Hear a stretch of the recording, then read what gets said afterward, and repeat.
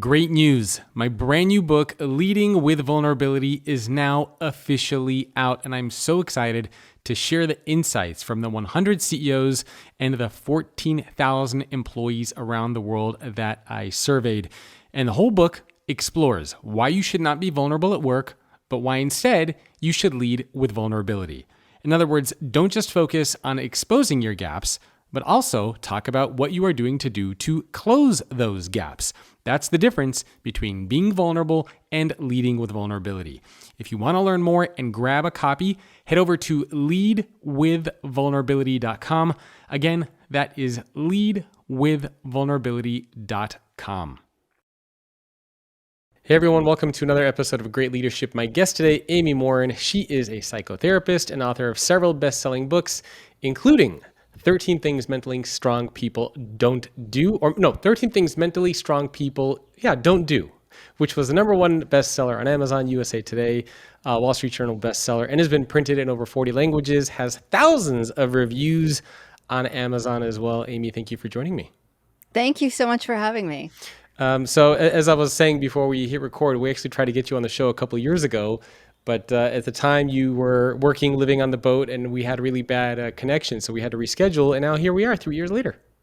And here I am, still on a boat. Yes, thank you for inviting me back on your show. Yeah. So I'm actually really curious, before we jump into the book and all that sort of fun stuff, how has it been living on a boat for 7 years? Why did you decide to do this? Are you running your entire business off the boat? I am. So these days I write and I have my own podcast, and we do it all from a boat. Now we do have super fast internet. In fact, I still have a house in Maine, but the internet there is a lot slower. So people are always like, you have to go to your boat because there's faster internet? Yes, actually, that's true. So it started out as a 6-month adventure, but it's been 7 years. And my husband had always wanted to live on a boat. Like when he was 4 years old, his bedroom was decorated in a sailboat theme. And we were always like, oh, yeah, maybe someday. But if anything that we had learned along the way, it was that you're not always promised someday.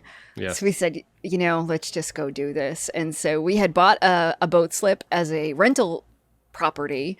And our tenant gave notice in November. And by December, we're like, we're just kind of like, we'll re-rent it. And then like the light bulb went off. Why don't we just move and let's do this? So we bought a boat, loaded up the car, drove down here, picked a boat up in Florida, and expected to stay about 6 months, but again, I kind of fell in love with the boat life, and here we are 7 years later, still living on it. So are you cruising around on the boat, or are you guys mainly just parked somewhere and kind of living off like by the dock? Yeah, we're mostly in the marina. So in order to manage my business, have high-speed internet, and do all the things I need to do and make sure it's quiet for my own podcast.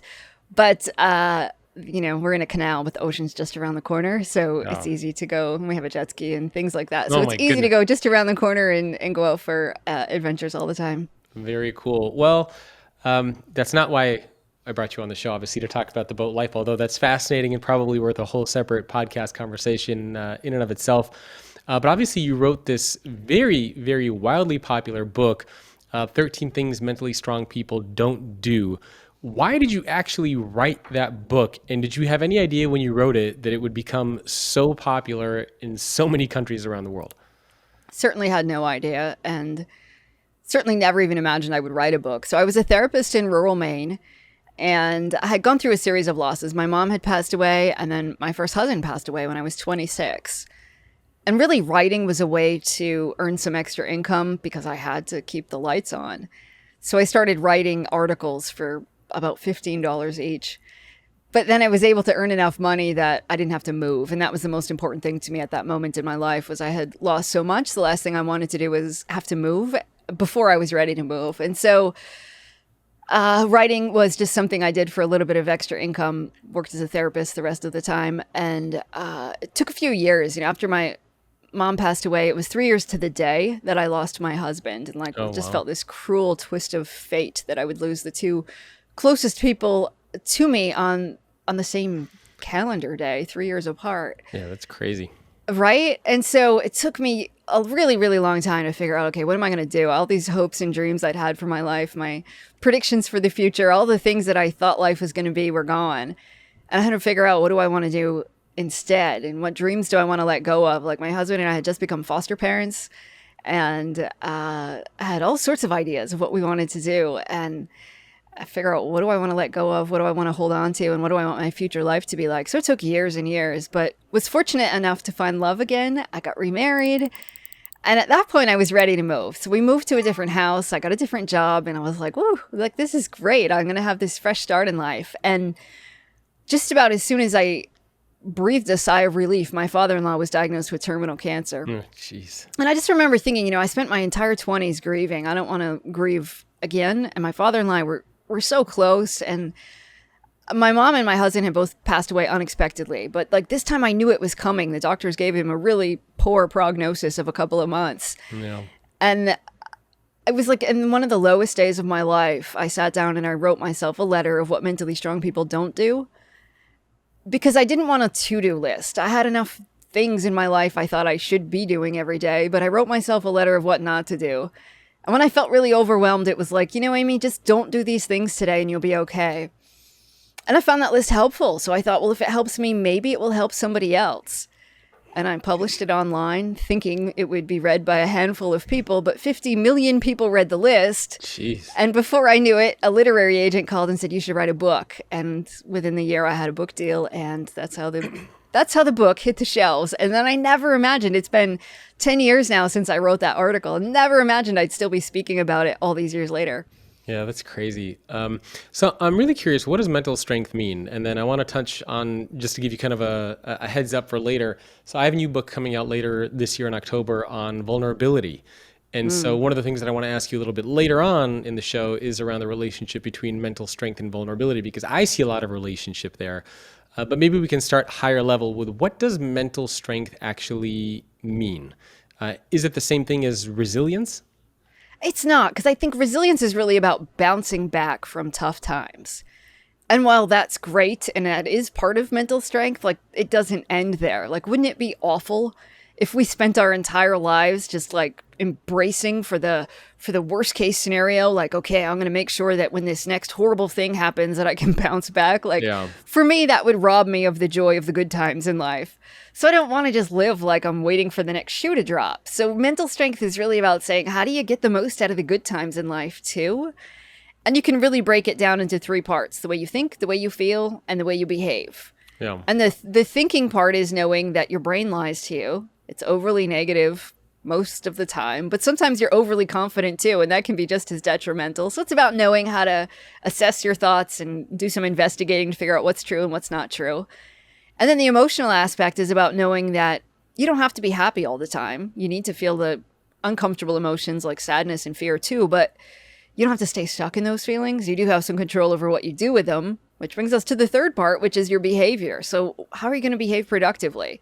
You don't feel like going to the gym today, but it's good for you. How do you talk yourself into it? Or that whenever you're lonely and anxious, you tend to reach for unhealthy choices. What can you do instead? And about practicing those things and putting them into play in your life so that you can really reach your greatest potential, not just when bad things happen, but when good things are going on too.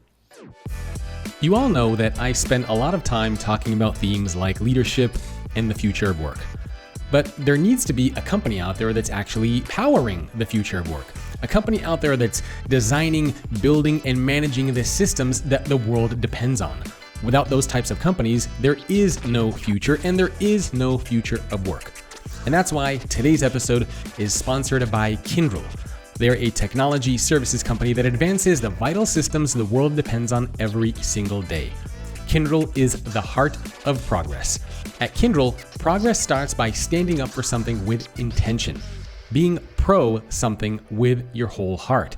And those of you who've been listening to my program know that I talk about being able to take a stance for something, being able to fight for something, and not just being passive and playing in the gray areas. So one of the things that I love about Kyndryl is they are pro something.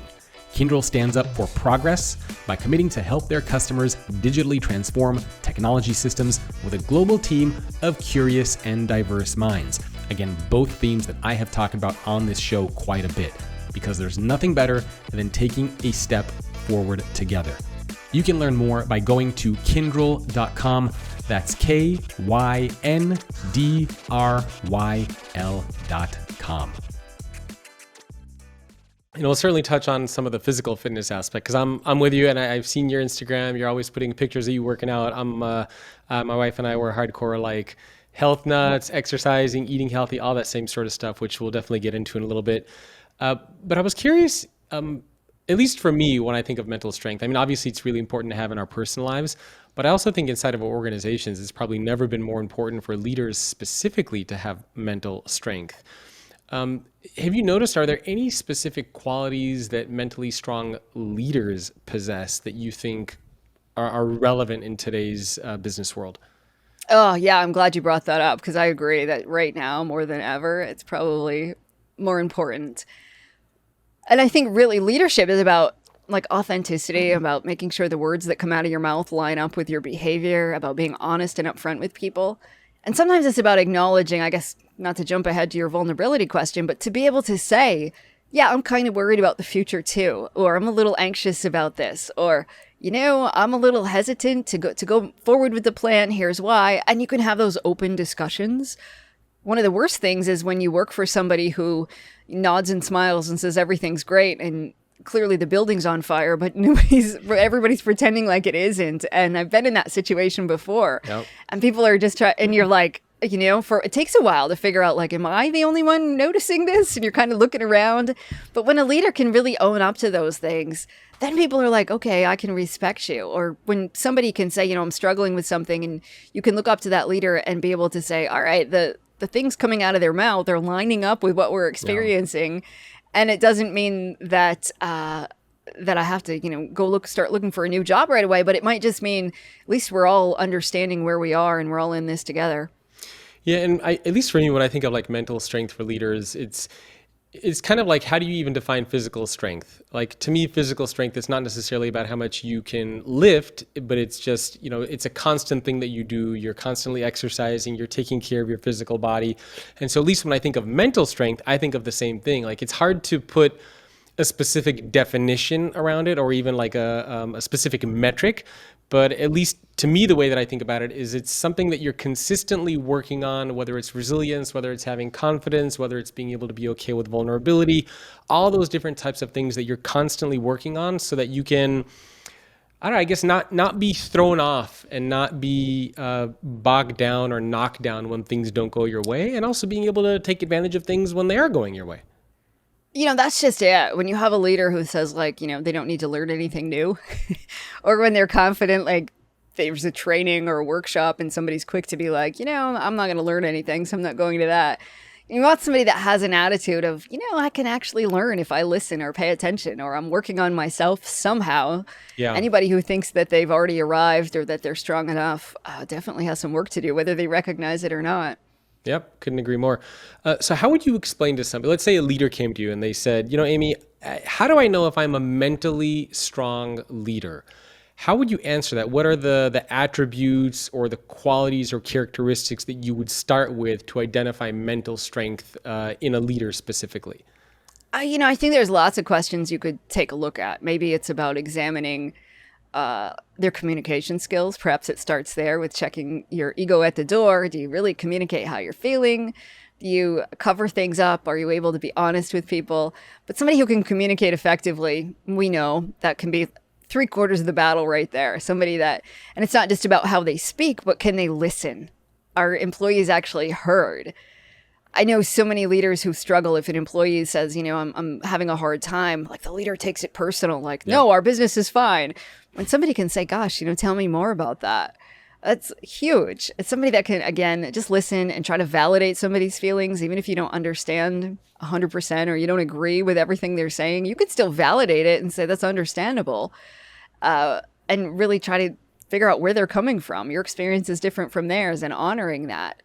And then it's also about knowing perseverance, but to know that you don't have to persevere through anything. I think another downfall of many leaders is pushing onward, even when you're on a sinking ship. Sometimes you need to jump out and say, let's change course. But I see so many people who are really scared to do that because they're afraid they're going to look weak, or that that they can't do that. So I think it's that balance between knowing when to quit, but also having enough grit to persevere. Yeah, there's actually a big criticism of Mark Zuckerberg today for that exact reason, with his doubling down on Meta and the metaverse. And some people are saying, dude, enough. You've put billions of dollars into it. It's time to move on. And he's like, no, we will succeed and put more money into it. I mean, there's all those memes about, where the gold is just around the corner and you quit too soon. So many people hold on to that, if we just keep doing what we're doing, we're almost there, and keep trudging through. But yeah, I think ego is a huge liability for a lot of leaders. Yep. So there were a couple of things that you mentioned. I mean, obviously it sounded like empathy was one of them. You touched on vulnerability. You mentioned ego, which is another one. It sounded like there's a little bit of kind of the self-confidence element that's in there. Any other attributes that come to mind when you think of mental strength for a leader? Again, I guess it would just be somebody who can manage their emotions well. That comes out at work. Like emotional regulation. Exactly. Because an emotional leader who doesn't even recognize, gee, my anxiety is making me micromanage all my employees, that becomes a problem. Yeah. Or to know how their emotions are contagious. When you have somebody who's nervous and they're pretending like everything's fine all the time, I mean, again, it's contagious. Or and knowing too that feelings do have a place in the workplace, and allowing people to talk about it. I hear so many leaders who will say, why would we discuss mental health at work? Or why would we talk about our feelings? Well, I got a lot of that in the new book that's coming out. Ton of it. Good, because the employees' mental health affects every decision they're making. If they're nervous about something at home, it's going to affect their job performance today. I guarantee it. So to normalize those things and to encourage people to take care of themselves. There's so much talk about self-care, but a lot of it's superficial, take 20 minutes to take a bubble bath once a week, as if that's enough. But to really give people the freedom and flexibility that if they need to go to see a doctor during the day, or they need a mental health day, or to see a therapist, allow that without worrying that that somehow people are stealing from the company if they need a break. Yep. And so one of the things I also really like is that even though it has the word strength in it, part of mental health is also being okay to be vulnerable and to accept weaknesses and talk about weaknesses. So I also want to stress for people watching and listening that mental strength doesn't necessarily mean that you are kind of this tank that's just charging through.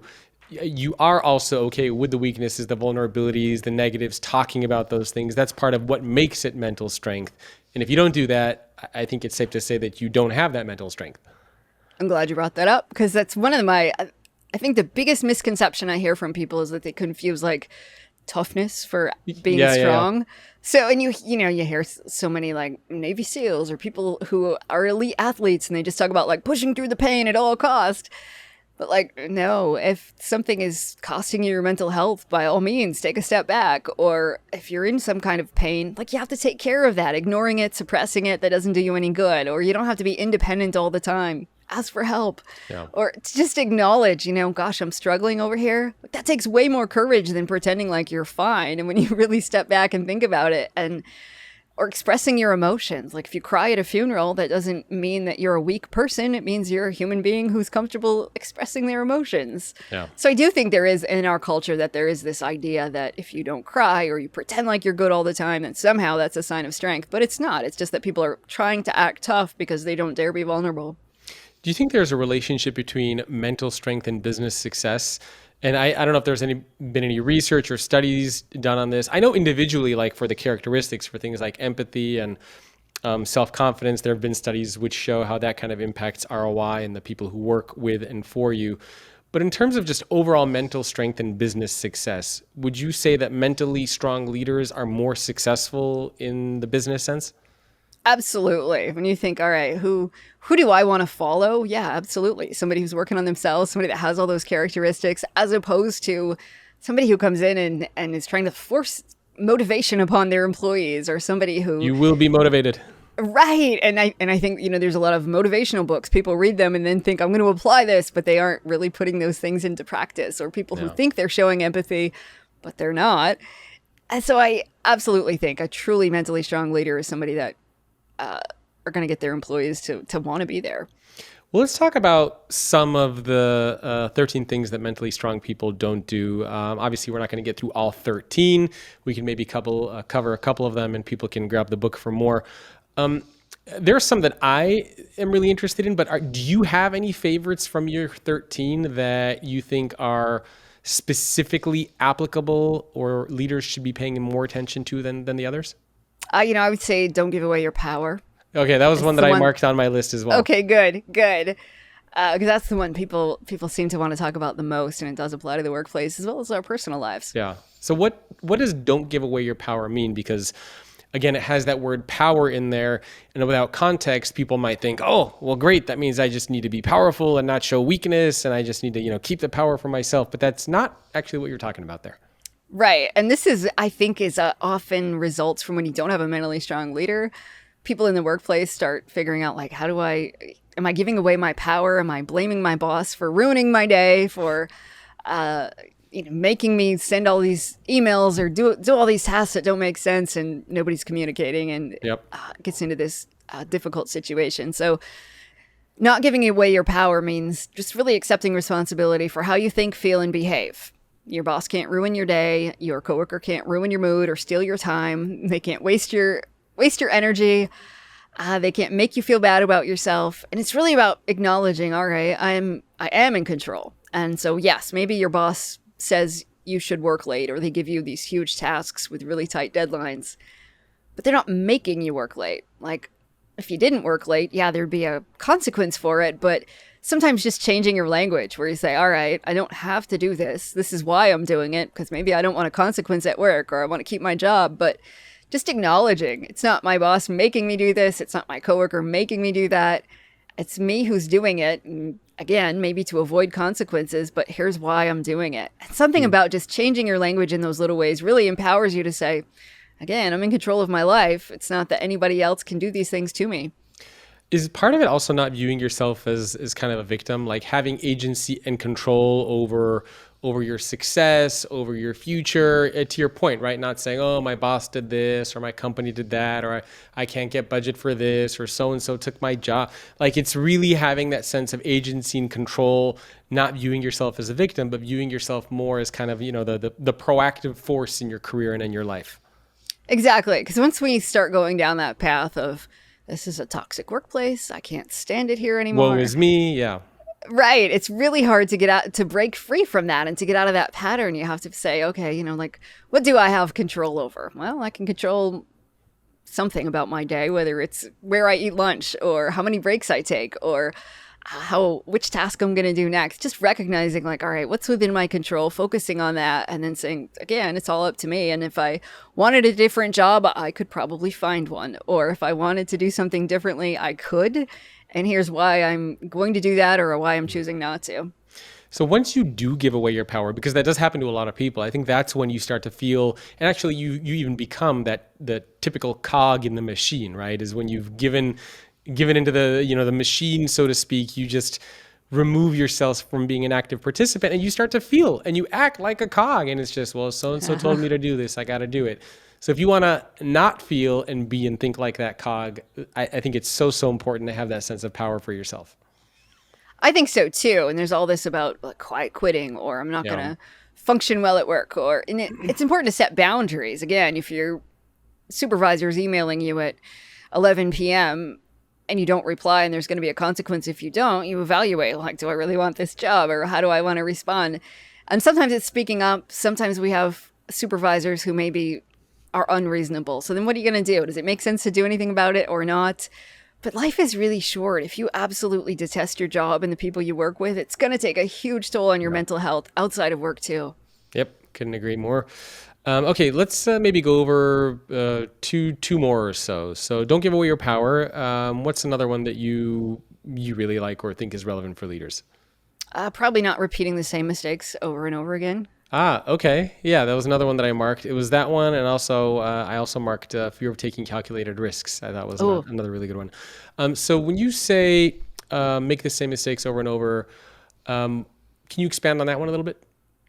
Yeah, this one, we all have done this. Like when you say, I'm never going to do that again, and then like 3 days later you do it again. The same thing, yeah. We have the best of intentions, and we're emotionally driven so often so that it's easy to say when you're calm, like, okay, I'm going to change this, or when you're filled with regret or even shame from something you did, like, I'm never going to let that happen again.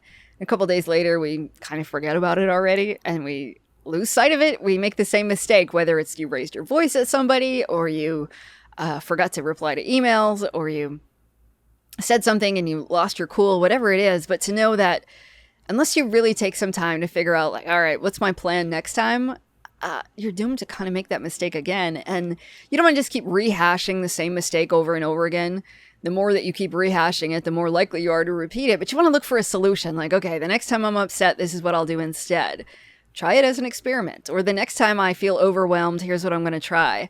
And see what you can come up with so that you just don't resort to those same old tactics again.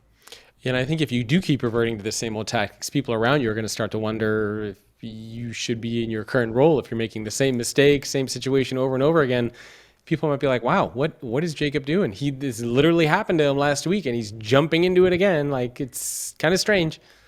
And one of the traps we get into too, because we're embarrassed by our mistakes, we think we're going to get judged. Sometimes we put a lot of energy into covering them up, right? People come up with excuses of why they couldn't get something done, or something didn't work, or this broke, or, the dog ate my homework. And then because we just don't want to take responsibility, but you don't look good when you have 1,000,001 excuses about why you can't do something. I sometimes do that in kind of an athletic capacity. So I play a lot of competitive racquetball. And I remember there'd be times where sometimes I would play and I would lose to somebody that I shouldn't lose to. And I'd be like, I shouldn't have worked out today and then played racquetball. My legs are sore. And people are looking at you like, all right, why don't you just shut up and take your loss? Like you should be taking it. So yeah, I mean, I've been in that situation before. I've certainly done that. I think everybody's done that, especially in a work context, right? I mean, we've all been there. Okay. So, maybe one or two more. I really wanted to go over the fear of taking calculated risks because I really like that you had the word calculated risk in there. So in other words, it's not just fear of taking a random risk. I mean, this is a risk that you've collected data, you've talked to people, you're making an informed decision and then jumping in. And I know that, I've interviewed a lot of CEOs on this podcast, and a lot of them have made really, really bad mistakes during the course of their careers. They've invested in things that have failed, spent billions of dollars on things that have failed. And I always ask them the same thing. I say, well, how did you deal with that failure? And they always come back and they say, look, we made the best decision with the information that we had. We looked at the data, we talked to a bunch of people, and that's where everything was pointing. So I have no regrets about making that decision because that's where the calculated risk was. As opposed to somebody who's just like, I had a hunch and I jumped into it and it failed and now I feel bad. So tell me a little bit more about taking calculated risks. Why is that so important, do you think, especially even for leaders? Yeah, when it comes to risk, like most of us weren't really taught much about how to evaluate risk. So we tend to think it's related to how scary something feels. If it feels scary, it's probably really risky. That actually is a terrible way to assess how risky something is. Because you think about it, like you probably get in a car on a regular basis and go places, and that's not scary. But if somebody said, hey, I want you to get in a car and go 10 miles, and then you're going to give a speech to 10,000 people. And you said, what's scarier? I mean, most people would say the speech to 10,000 people is terrifying, but the car ride isn't. But like, what's actually riskier? Well, the car ride, especially if you're taking an Uber with a complete stranger, then alarm bells should be ringing. But because we tend to get used to the risks that we take, we stop seeing them as risky after a while. And then we do these bizarre things, like when they figured out when car manufacturers started adding more bells and whistles and safety features to cars, our driving got worse because we were like, hey, I probably won't die, so I might as well be more reckless. And insurance companies are like, wait, what's going on over here? It took a while to figure this out. But again, our risk meters are usually quite off. And so we base a lot of it on emotion. And there's crazy things that we do. Like if you're anxious about something in your personal life, it might be that your loved one has a health issue and you're kind of nervous about it. And then somebody at work says, hey, I have this new opportunity for you. Do you want to take it? Studies show you're much more likely to say no, and you won't even recognize that you're actually just anxious about this loved one's health test. It spills over into your work life in a way that you don't even recognize it. Yeah. So I think it's really important to just learn some skills on how do you take a risk and how do you make sure it's a calculated risk. And I like that sometimes we make the best decision we can with what we have and it doesn't work out because we didn't have all of the information, but that's what risk is. Sometimes there's not a guaranteed outcome, but just knowing that and then having a plan in place is really important. All right, let's do one more. Which one should we do before we wrap up this section? Let's see. There's always the don't feel sorry for yourself, but failure's a good one too. Yeah, those were both that I was also paying attention to as well. Don't feel sorry for yourself. Well, you pick whichever one you think is more relevant for the leaders out there.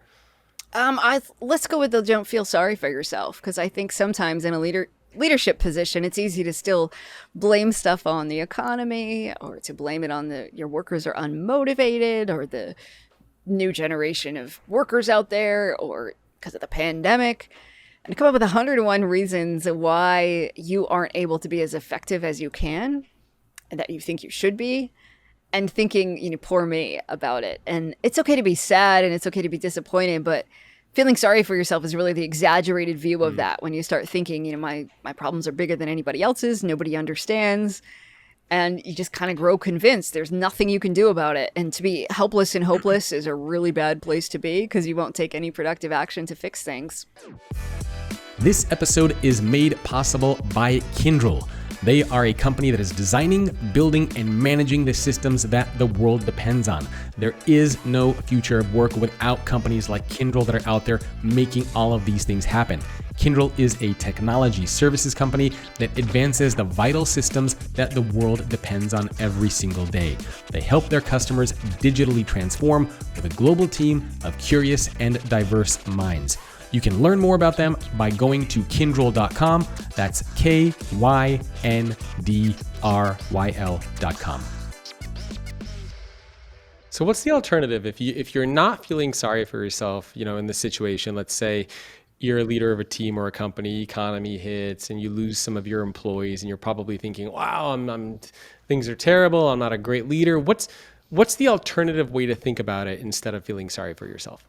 So I think you can back up and say, what would I say to somebody else in this situation? The compassion mode. Yeah, the old self-compassion strategy, because we tend to beat ourselves up or think that we're hopeless and helpless, and then to just jump into problem-solving mode. All right, things are bad, but what are you going to do about it? Sitting around and rehashing a problem over and over again, there's no evidence that the longer you think about the problem, the better off your solution is going to be. So to say, what are my options today? And maybe you can't fix everything today, but you have options in how you're going to proceed. So just recognizing, here's 10 options, brainstorm some potential solutions, and knowing that there's always something you can do. Yeah. I wanted to touch a little bit on the role that physical strength and looking after your body plays into emotional health. I mean, this is something I'm a huge believer in. Like I said, my wife and I were both health nuts, exercise almost every day. We try to eat healthy. I recently started doing, these hot and cold plunges. So, we have a pool here and it's like 60 degrees outside. So after my workouts, I force myself to jump in the pool and stay there for 15, 20 minutes. And it's been huge. I was even talking to my wife the other day and I was saying, why are you going in the pool? And she's like, I'm not going there to swim. I go there because when I get out, I mentally feel better. And there's something to be said for the relationship between looking after your physical body and your mental self. Has that played an important role for you? And do you see that as being an important factor for just overall mental strength for people? Yeah, I do. I think when you neglect your body and then you expect your mind to be running efficiently, it doesn't make any sense. If your brain is going to function at its best, you better take care of your body and all the chemicals in your body and regulating them all and figuring out how to manage your emotions. I mean, there's so many of our emotions that are physiological. Your heart races when you're anxious, or you break out into a sweat. So there's so many different ways that taking charge of our health is good for our mental health as well. And just knowing everything from what you eat to how much you move to all of that gives you more confidence, helps you to feel better. And for me, it's been a tangible way to test my mental strength. I like to run a timed mile and see if I can beat my time from. I was just going to ask you, what's your physical routine that you do? Yeah, so every day these days I run a timed mile. I've been doing it for years just to see if I can. Every single day? I'd say 6 days a week. There might be one day that I don't, Wow. and I've been doing it for probably on 5 years now. Jeez. And my goal was to beat 12-year-old Amy, which that actually wasn't that hard. And I'm 43 now. So what's your fastest mile so far? just over 6 minutes. I'm trying to break 6, but I can't quite do it. So, and I just found out I have asthma, so an inhaler has actually made life better too. But but it's a great way to test my my mental strength because, never fail. I get to the 3/4 mile mark and my brain is like, oh, you can't go any further. You can't possibly do this. And it's a great way to be all, actually, I can. I don't have to listen to my brain. I can keep going anyway. Yeah. And knowing that it's okay to push yourself. And obviously, if you break your ankle halfway through, you don't want to keep running. That's when you do want to listen to your brain. And knowing those differences that, yes, I can push through when I'm just a little bit tired or when something feels uncomfortable, just like I'm sure jumping into a cold pool, your brain's going to be all, don't do it today, or you don't have to stay in here that long. And you really have to force yourself to say, actually, I'm going to challenge myself. So for me, running's been a really tangible way to do that. But I love lifting weights as well. I think strength training is really good. It helps my mood and helps me feel my best. So do you have a daily routine that you do as far as your physical health and tying it to mental health? For example, running every day, weightlifting, eating healthy. Do you meditate every day? Like what does your actual routine look like?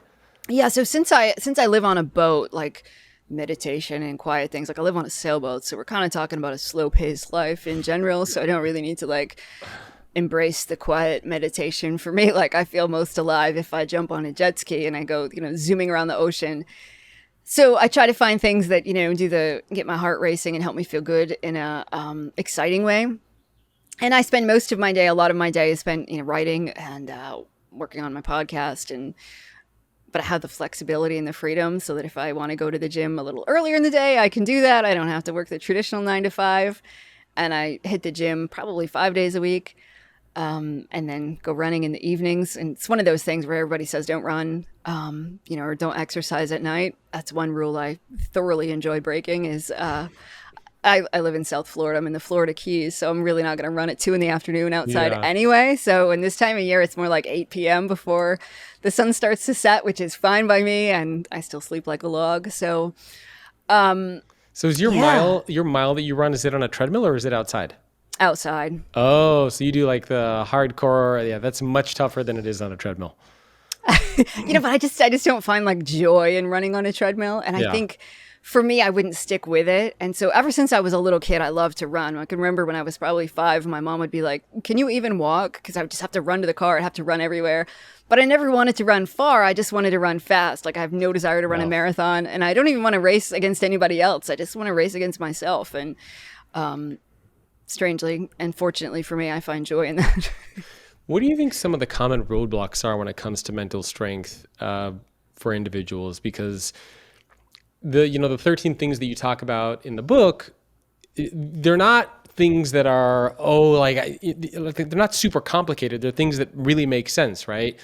But what keeps people back from becoming mentally strong? Is it just their habits? Is it the internal voice in their head? Why couldn't everybody just take these 13 things that you talk about, implement them, and, be mentally strong?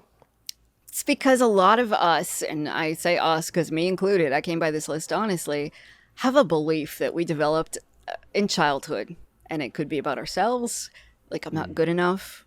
But it might also be about other people, no matter how hard you work, other people are going to hold you back. Or you might just have an unhealthy belief about life in general, thinking that, kind people never get ahead. And when you hold on to those kinds of beliefs, I don't care how hard you try to never feel sorry for yourself. If deep down you believe you are not a good enough person, or if deep down you think, it's 2 steps ahead and then somebody's going to shove you 4 steps back, you'll sabotage yourself in some way, shape, or form. So I really believe it goes back to beliefs. And so often we develop beliefs like that in childhood and just carry them around with us. And sometimes we don't even recognize that we have them. How do you change them? Or I guess, is the first thing to identify that those beliefs even exist? For example, if you were to take leaders through some sort of an exercise on what is keeping them back from implementing some of these things or from becoming mentally strong, it seems like step 1 would be, what are the beliefs that you have? Examine the internal beliefs that you have. What is it maybe about yourself, the world at large? Yeah, so a good way sometimes to uncover those unhealthy beliefs is we just say, ask a question. What would it mean? So let's say somebody says, I can't call out of work tomorrow and say, I need a mental health day. And so then, yes, ask yourself, because if I did, what would it mean? Well, it would mean I'm not a very good worker. And then you ask it again. Well, what would that mean if you weren't a very good worker? It would mean that other people don't value me and I'm not worth anything. Well, what would that mean? Well, it would mean and usually it all boils down to I'm not a good enough person and I don't belong here. And so you ask yourself, what would it mean 3 times when you encounter something that you think you can't do? And almost always you'll uncover then what that unhealthy belief is. It's that I'm bad, other people are bad, or the world is a bad place. And once you really recognize that, it's like, okay, now I have to figure out how do I break that? Well, just telling yourself, no, actually you are good enough. Like that's not going to change it. You've held on to this core belief for years and you're not going to talk yourself out of it in one pep talk, but you can chip away at it. And it's often about challenging yourself. So when you think I'm not good enough, every time you think that, you just think like, actually, I'm going to try anyway. Or I'm going to prove to my brain that maybe I am good enough. And you keep putting yourself out there and trying things that you think you can't do. It's one of the best ways to then figure out like, actually, I'm going to teach my brain to see me a little bit differently. It takes a long time to get there. And sometimes it's little things. I was a kind of an overweight, really shy kid. And now I'm like, I run every day and I have a podcast and I give a TED Talk and like, it's not me, but I still have those moments where my brain tries to remind me that I'm still that 10-year-old kid because we hold on to those beliefs so much, even when there's evidence to the contrary. So you just have to keep doing. And I think action that shows you that you can do differently is really what you need. And it has to be consistent over time. There's a documentary on Netflix. I'm not sure if you've seen it. I think it's called Stutz, about the therapist. It's Jonah Hill's therapist. I forgot his first name, but his last name is Stutz. And he talks about this as kind of like the shadow self, like the part of you that is there that you're kind of embarrassed by, that you don't want to have around. And one of the things that he encourages is you invite your shadow self to be there. You acknowledge your shadow self, and you don't block them out or delete him or her, but you let them kind of be present and stuff like. It's kind of an interesting way to think about it. So if people want to watch that documentary, it's on Netflix. It's pretty good. So maybe one more question before we jump into the Leader's Toolkit piece. And this is examples of where you think mental strength is relevant, because from a high level, I think it's obvious why mental strength is important, the same way why it's obvious why physical strength is important. Just because to get around in this world, if you don't have that physical strength, it's going to be pretty hard to, bring in groceries, to help around the house, to do whatever you need to do. Why is mental strength so important? Are there any situations or examples where that you can think of where mental strength is going to be crucial to, either figure out the next step or to kind of get through something? I think it plays out in every aspect of our lives, from our relationships that we have with people to the energy we put into our day to how much we do. And sometimes people think it's really about accomplishing more, being more productive when you're mentally stronger. But for some people, it's about saying, I'm going to give myself permission to pause or step back or to not constantly be an overachiever. And so I think in the end, it's really about just knowing what are my values in life. And one of the best ways to figure that out is I'm 100 years old sitting on my rocking chair on the porch test. And what would I want my life to have been like? And then what am I doing to live that right now? And so often we think I'll do that later, or I'll make that change down the road. But again, like later's not promised. And I've never had anybody who came into my therapy office and said, I wished I would have waited like another 5 or 10 years to change my life. Instead, it's everybody comes in and says, why didn't I come in sooner? Why didn't I start changing my life 5 years ago? Or how could my life have been completely different if only I had learned these things when I was a kid? So just knowing that, yes, you can absolutely change, and having the confidence that you can do it today. Yeah, having that growth mindset, I would imagine, is important. So I'm actually curious, when you work with a lot of leaders, it sounds like there's a little bit of therapy that goes into the leaders as well, right? That you work with, kind of like coaching, a little bit of therapy in there as well to kind of get them to think differently about stuff.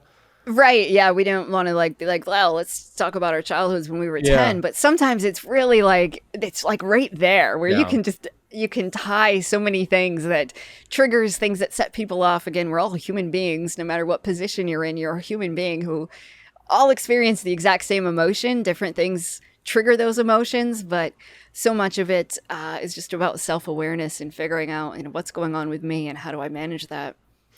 Let's jump to the Leader's Toolkit now. So this is a section where we dive a little bit deeper in some of the how-to elements for these things.